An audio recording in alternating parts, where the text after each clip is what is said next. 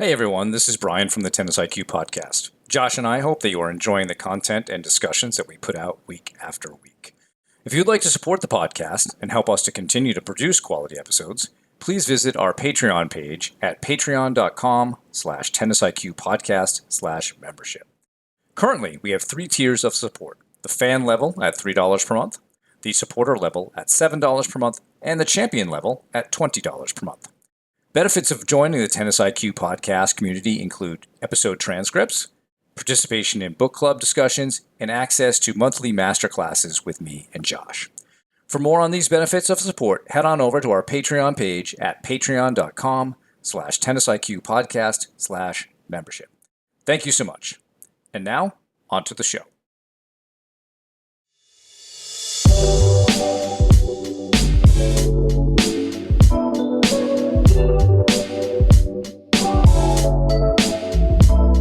Hello and welcome to the Tennis IQ podcast. I'm Josh Berger. And I'm Brian Lomax. And today, Josh and I are going to talk a little bit about the brain and some neuroscience to help all of you understand your experiences on the tennis court a little bit more deeply, and perhaps to also improve maybe your actions, your emotions that you want to experience in certain situations. And I think understanding how the brain actually works and how emotions actually work in the brain will give us some practical things that we can talk about that all of you can start to practice a bit more on the court. I think, Josh, as we get into this a little bit more, a lot of what we're going to concentrate on in today's episode, we have discussed at various points in different episodes, but I think this episode is going to really try to tie it together in terms of brain evolution and a little bit more scientific backing on neuroscience and really how the brain does work, how emotions are, conceptualized and actually created, and so forth. So I think the first thing that we want to discuss is, and maybe this is a bit of myth busting with respect to the brain, is this idea that how the brain evolved. And there's a very classical theory that I think both Josh and I learned in grad school that has been thoroughly debunked for a while, but it's still the most popular explanation for how the brain evolved, in that it started off with a kind of a tiny reptilian brain, and then layered on top of that was more the mammalian brain, which is then considered to have the emotions of humans. And then layered on top of that is the prefrontal cortex, which is where a lot of the reasoning and higher order thinking are. And this is referred to very often as the triune brain because it's in 3 parts. And unfortunately, this is not how the brain actually developed, and we were both looking at an article, I thought kind of a fascinating title, that your brain is not an onion with a tiny reptile inside. And so our brains did not develop in those kind of 3 stages, and it was kind of a very different evolutionary process. And I think this is, Josh, you mentioned this earlier. This is probably the model that you learned in grad school. This is definitely the model that I learned in grad school. And we always talk about how, there's this fear center in the amygdala, and that detects threats, and then it sends all this information out. And it's not exactly how it works. And so, I'd like to, we've both read this paper. I think we both have understood for a while that this model is not correct. But what's your assessment of the paper? What did you like about it? Just give me your sense of, sort of brain evolution, how it really happened, etc. Well, yeah, I thought that was very, very interesting. I think this is a very interesting article, and we'll link to that. And it absolutely differs from my experience in grad school, and it sounds like same with yours. And I think the way that by and large things are still being taught, where instead of this model of sort of the 3 the 3 aspects of the brain being layered on top of each other, that there really is more of a comprehensive evolutionary process that's taken place. Um, rather than us, having that little reptile inside us that, still comes out every now and then. I think we can see things in a different way. One aspect of the article that I found interesting was where they talked about delayed gratification versus immediate gratification, and they brought up the marshmallow study, which is famous, well referenced study where people, kids have the ability to have one marshmallow now versus two marshmallows later. And, talking about how it often really isn't that simple, right? There both can be benefits of having, actually having that marshmallow now, right? We don't necessarily know the circumstances, whether that kid had eaten earlier that day, how much sleep they'd had, what their environment is like, which I think actually starts to tie into what we'll talk about next, which is, the theory of constructed emotions, how, emotions are essentially learned over time and the environmental impact that leads to them as well. I think it's a good point, Josh, about the marshmallow test. And anybody wants to watch that, there are some amusing videos out there of kids trying to hold out with a marshmallow staring them in the face. And like you said, how do we know when these kids last ate, or how, were they in a good mood? What was their last interaction with a parent or somebody else? There are so many variables that go into it that I think have now sort of invalidated to a certain degree that experiment, right? And anything that they learned about kids who were able to delay gratification. Because as we're going to talk about now, when we get into how emotions are actually constructed and created for us, much of this depends on our energy levels, or what Lisa Feldman Barrett calls your body's budget. And we're really going to rely on some of her work here. So there's a paper we'll link to called The Theory of Constructed Emotions. And to be honest, it's quite academic. But I would also refer listeners to her two books, which are How Emotions Are Made and 7.5 Lessons About the Brain. And these are are really more for the layperson to understand. And I think, again, very helpful when it comes to understanding how emotions are truly created. Because in my opinion, Josh, this actually gives us some really good reasons for learning more and more through experience, and also training our minds to think better, to have better ideas behind how we think. So I'm just going to state like maybe one of the premises of the whole theory, Josh, and then we can get into it a little bit more, right? So maybe some backstory. I first learned of Lisa Feldman Barrett through Dan Abraham's podcast, The Sports Psych Show. So she was interviewed there. And so the theory of constructed emotions says that the brain is not a stimulus response machine, meaning that emotions are not a response or a reaction to what occurs. Instead, the brain is a prediction machine. And what it's using as its really prediction modeling is your inner model of the world. We all have an inner model of the world, and that process actually begins in the womb. We start, as we interact with our mothers, we start to develop this inner model of how things work. And then that develops over time through social interactions, experience, etc. And so it creates essentially a prediction of how we believe the world works. And that's a very individual thing, how we believe the world works. And so when you are confronted in a situation, your brain is running through a series of prediction models based on its own modeling, based on its own experience, and then it will land on something, whether, action-oriented, emotion-oriented, and it comes up with its best guess in terms of like what is required. But certain things also go into that. Like you were mentioning, Josh, with the marshmallow test. When's the last time you ate? How good was your sleep? So your body's budget in terms of energy needs, sleep needs, maybe even survival needs. Think about a tennis match.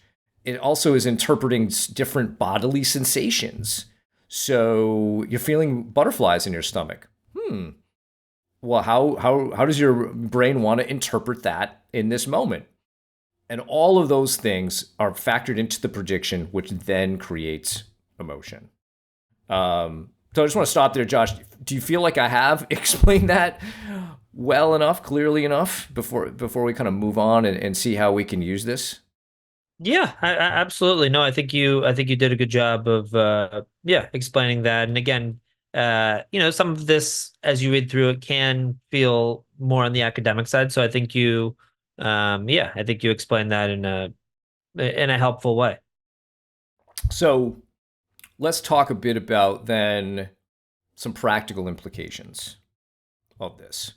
Knowing that this is really about how our minds predict, how our brains predict what will happen versus how we react.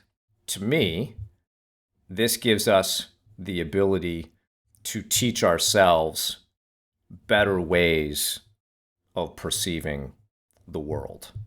I think it actually gives us a little bit more agency than just believing that, like, oh, that's just how I react to certain things.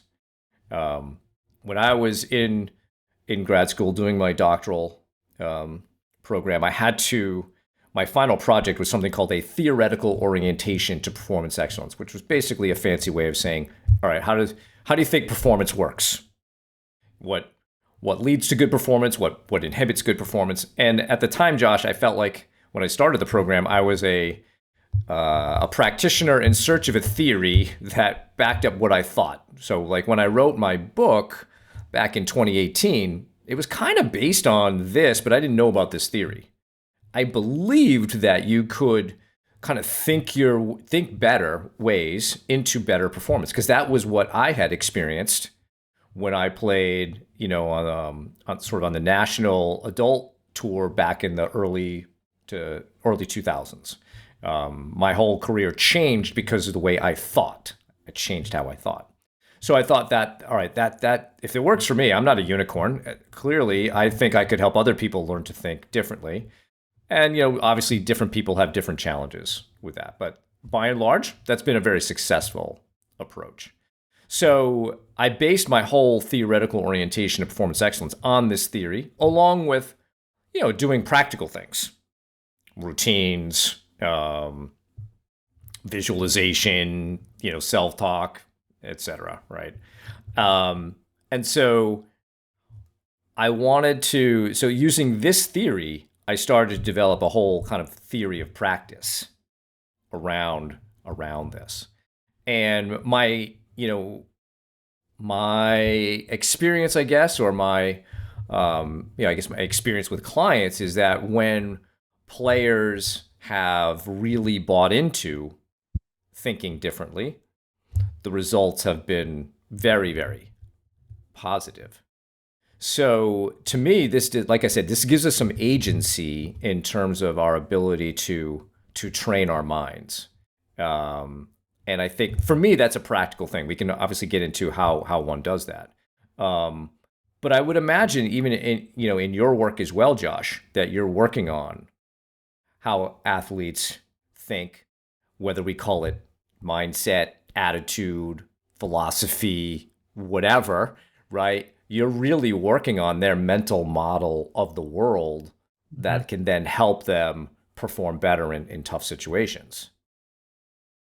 Certainly. Yeah. And I think, I think it all starts with an athlete believing that that can change, right? I think if athletes see their attitude or their mindset is more fixed, then, then, or maybe doesn't recognize the importance of the work in the first place, then it's a lot harder to make change. But I think when an athlete recognizes that, yeah, their ways of thinking are malleable or flexible and can change and can improve over time, then sort of lays that foundation for a lot of the later work that we can do. So I absolutely agree. And I think, yeah, I sort of break it down into some of the bigger picture concepts, whether it be confidence or motivation or resilience or things like that, with some of those specific tools, things that you brought up, things like visualization or self-talk or routines or breathing or whatever it may be. But I think that all of it really relates to this, relates to the ways that we can start to not only see the world in different ways, but think in better ways. And I think when it comes to emotions, we could try to be more aware of our emotions as they're arising, but also also be able to put them into context. Also understand that our emotions are based on our past experiences, right? Like let's say you're playing a certain type of player that you have struggled against in the past, or even a certain player that you've struggled against in the past or had certain negative experiences playing them. That that when certain sorts of emotions arise, which they likely will, I think it can be really helpful to put that into context and to understand where those are coming from and understand the impact that the past had on those emotions that are arising currently. And just like we talked about the impact of the environment when it comes to not only the environment but the immediate past when it comes to the marshmallow test, right? The impact of whether somebody ate earlier that day or the impact of the sleep that they got.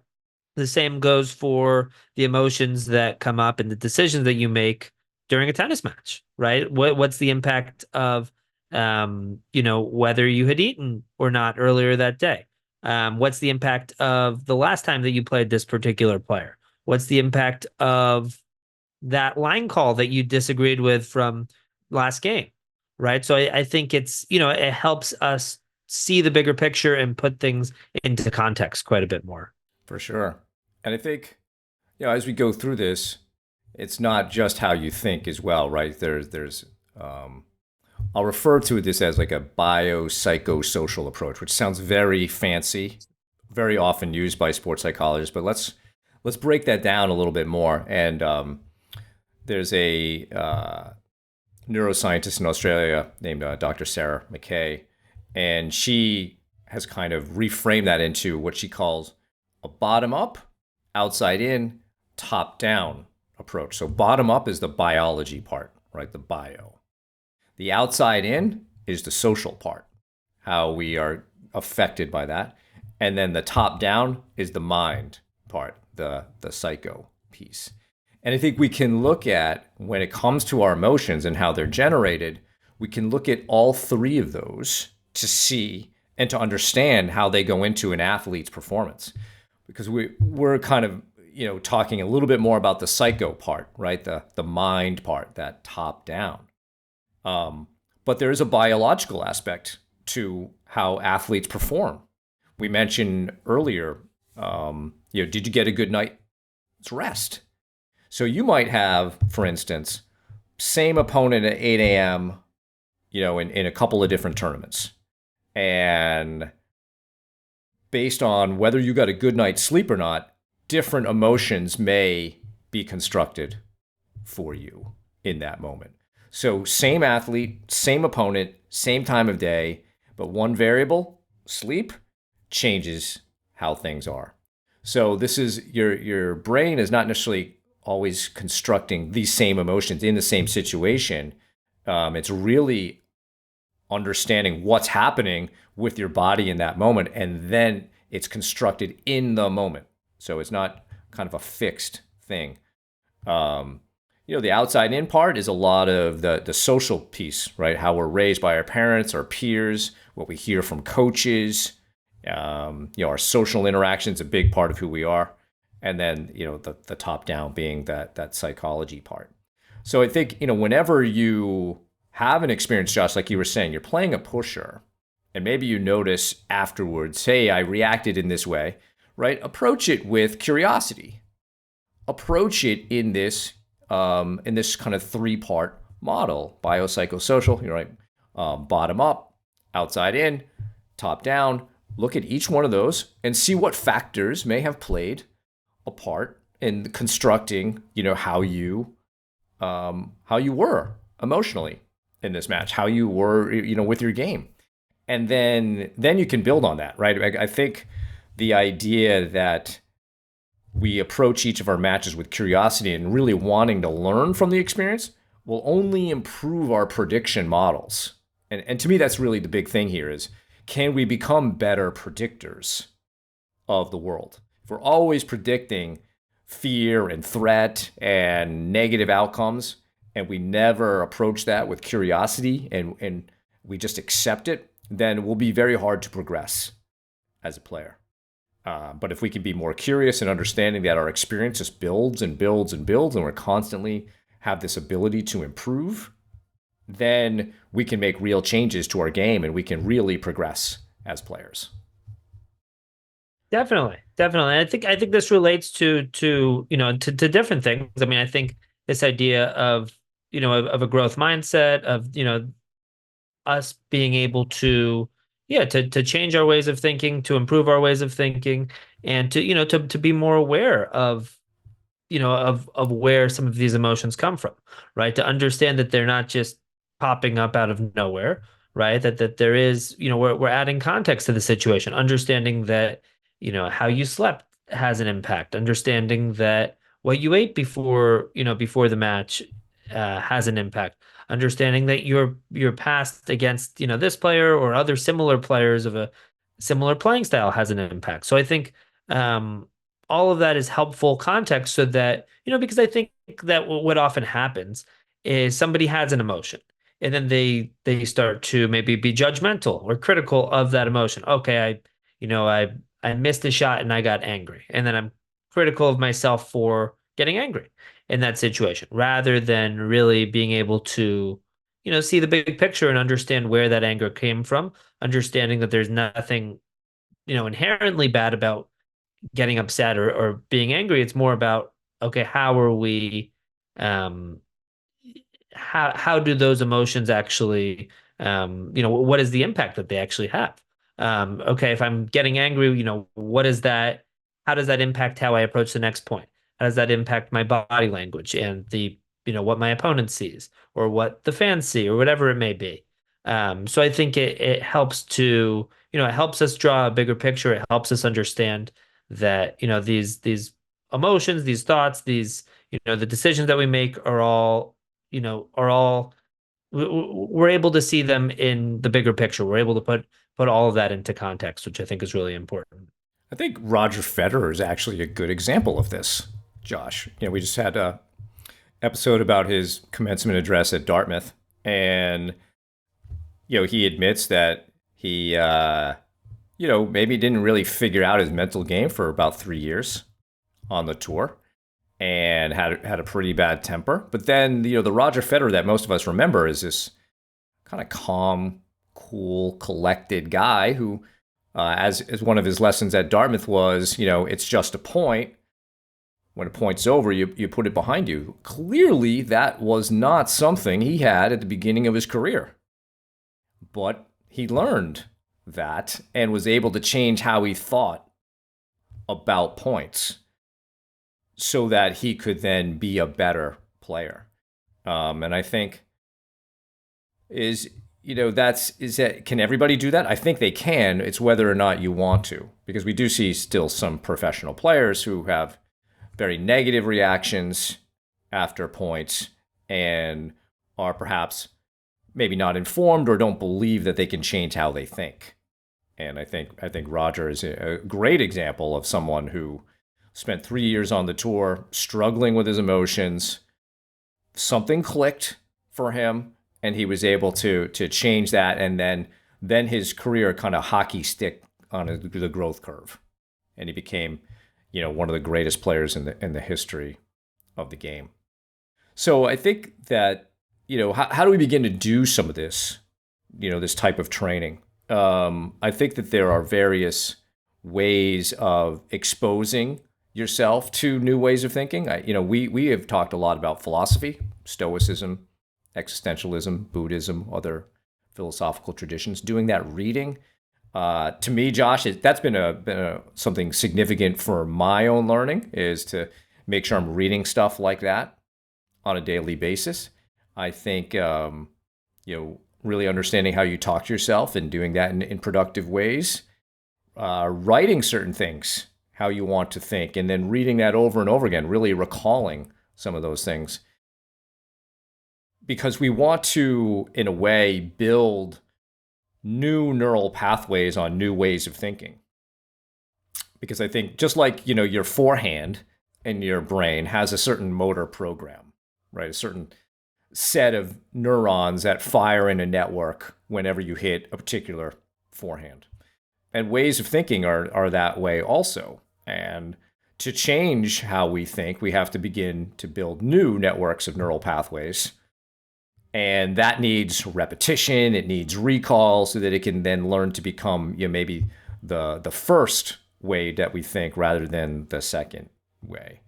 So I'm curious, what are some things that have worked for you, Josh, in terms of how you think, how you learn that players could also apply to what they're doing.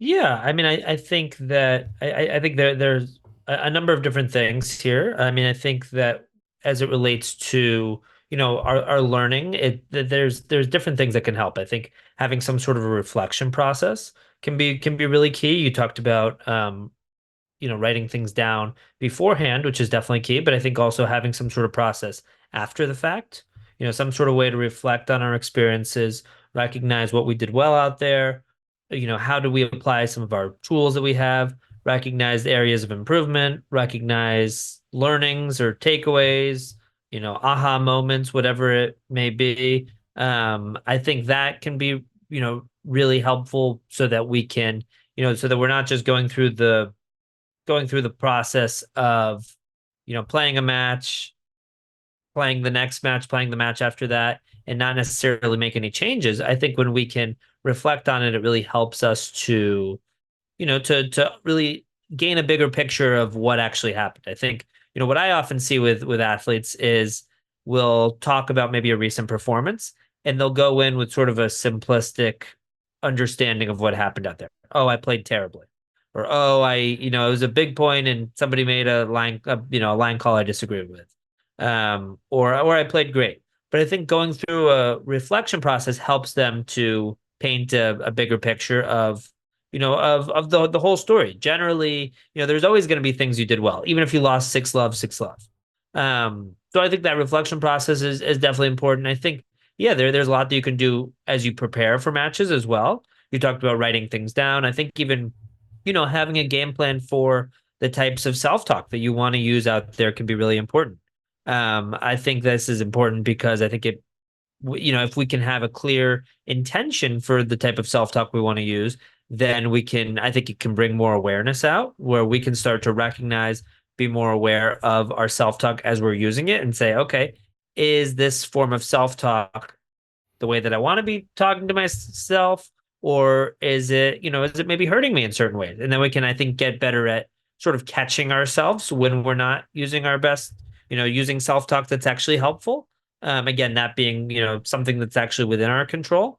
So, yeah, I think that, you know, going into a match, there are a number of different things that we can prepare, and, things like self-talk, things like, you know, whether it's our visualization process, whether it's, even just reviewing, okay, what do I want to do between points? Do I have that solid game plan for a routine and maybe a yellow light or red light routine as well? So I think that to answer your question, I think that there are a number of different um, processes that we can go about both before, during, and after we play to help ourselves to learn from different experiences, right? I mean, I think, even that preparation stage is a lot about, us applying past learnings, right? Applying past learnings from, let's say, again, self talk. If we're sticking with that example, we can think about, okay, how do I want to talk to myself out there today?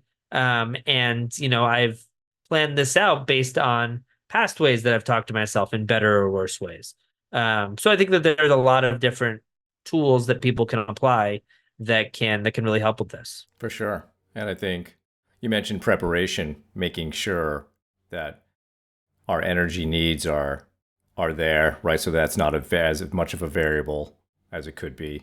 That's why we emphasize sleep so much with our clients. Um, Try to emphasize good nutrition as much as we can because that does make a huge difference for players, right? And these are some variables that they can bring in under control that can help to then normalize our brain's predictions in certain moments rather than being variable themselves. That leaves us open to variability in terms of what emotions are going to be constructed in those times. And then one thing we haven't really talked about so much, Josh, yet is like, just body aches and pains can also potentially play a factor. Maybe an injury could play a factor in terms of what kinds of emotions will be constructed in that moment. Think about, we're, at Wimbledon, Alex de Minaur had to pull out of the quarterfinals against Novak Djokovic, and he was making a calculated bet that if he goes out there, it could be several months off the tour versus just a few weeks, and that was probably a very hard decision for him, playing Novak Djokovic at Wimbledon in the quarterfinals. So, it's things like that factor into our minds, how our bodies are feeling.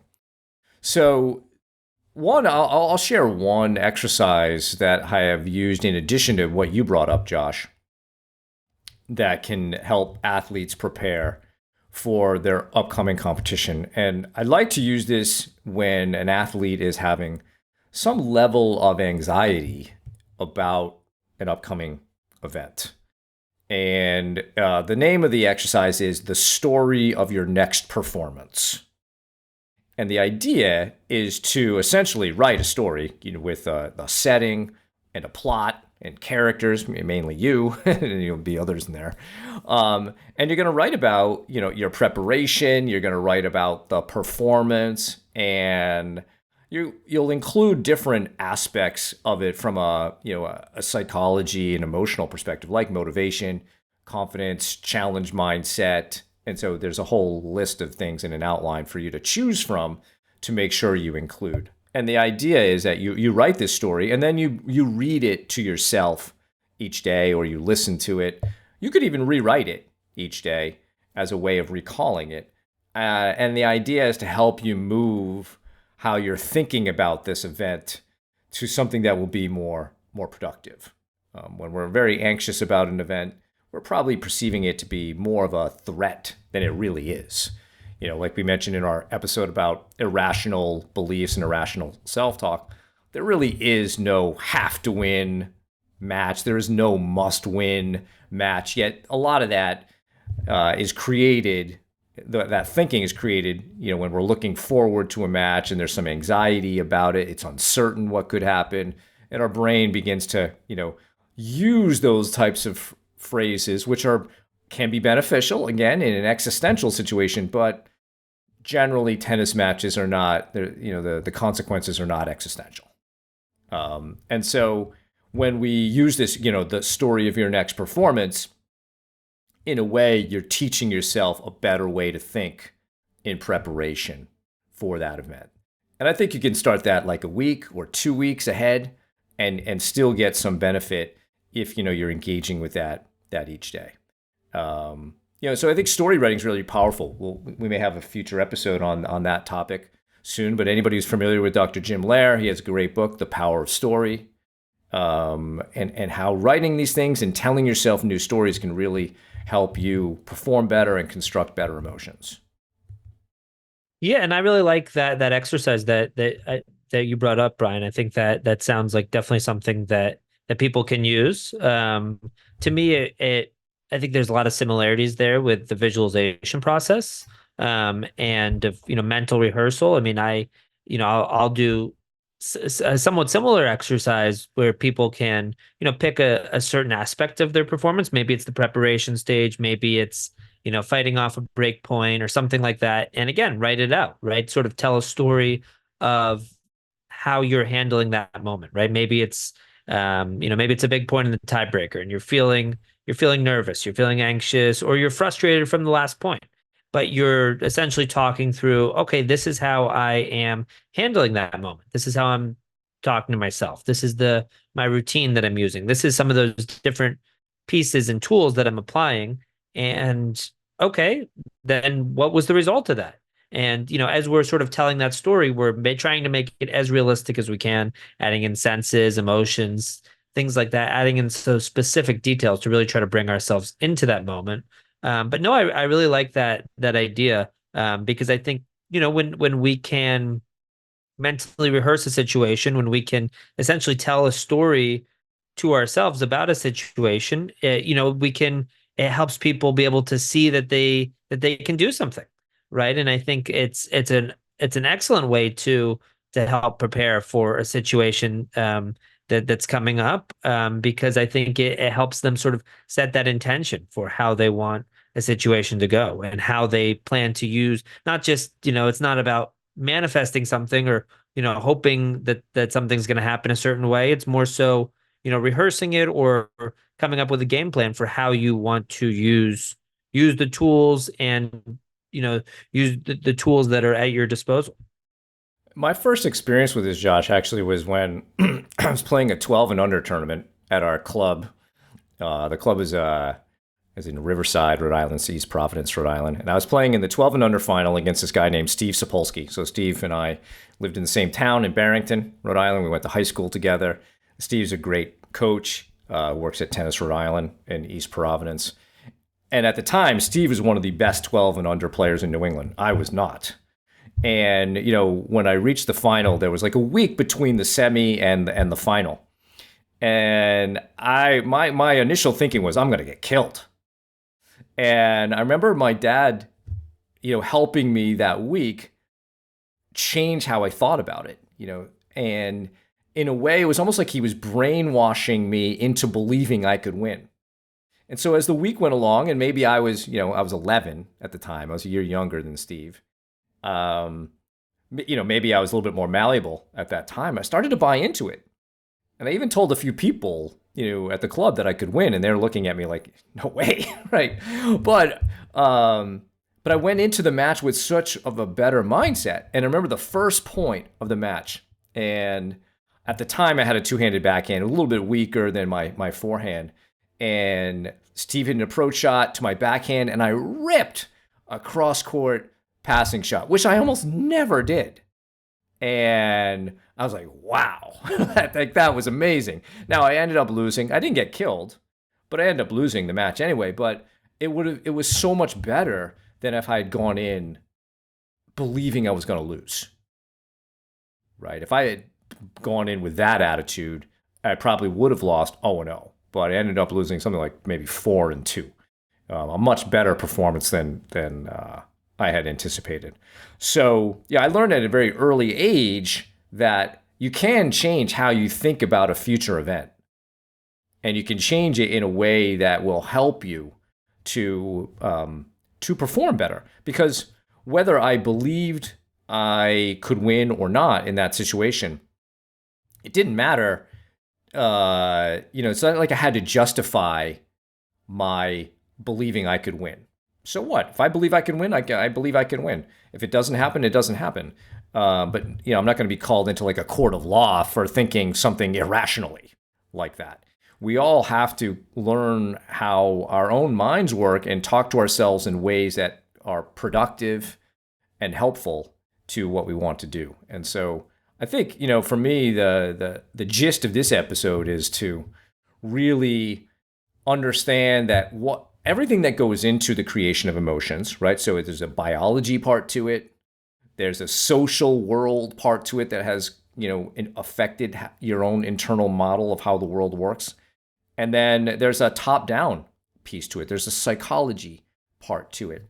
And all of these things, when we understand emotions in performance with those three things in mind, we can have some real agency around how we work on those and make them better so that we can perform better overall, and just be great learners. So any last thoughts, Josh, on these two concepts? No, I mean, I think people can one thing that comes to mind is, people can maybe think back to a recent match that they've played and maybe think about some of the emotions that came up in that match. Right? Maybe, yeah, maybe there was anger that arose, maybe there was frustration, maybe there was nerves, anxiety, whatever it may be. You may be more positive emotions as well. But can you try to think about it and sort of, think about the different factors that could have led to that as well? Okay, did I actually get a good night's sleep before I played? What was the impact of the opponent that I was playing? How was the weather that day? Was I playing in 95-degree heat? Right? Can we see the bigger picture by by actually understanding the context and some of those different factors that could have impacted that the performance that particular day? And I think, if we can, again, we talked about reflection earlier, if we can reflect on on different experiences where we've experienced some of these different sorts of emotions, I think it helps us to gain a better understanding of it as well. For sure. So that's a good way to wrap it up. Thank you, Josh, for this really interesting conversation on this, and I hope listeners got some practical tools that they could use, and understand the theory of constructed emotions a bit better.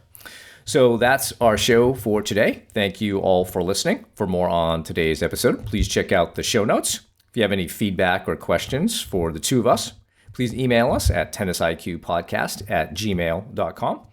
Also, if you're enjoying the content that Josh and I discuss on the show, please rate and review the podcast so other tennis enthusiasts can find it more easily. Additionally, to be notified of new episodes, please subscribe to the show on your podcast platform of choice, including YouTube. And you can also check us out on Instagram. If you would like to support the podcast, please visit our Patreon page at patreon.com/tennisiqpodcast/membership, where you can learn about the benefits of being part of the Tennis IQ podcast community. Thanks again, and we'll talk to you soon in our next episode.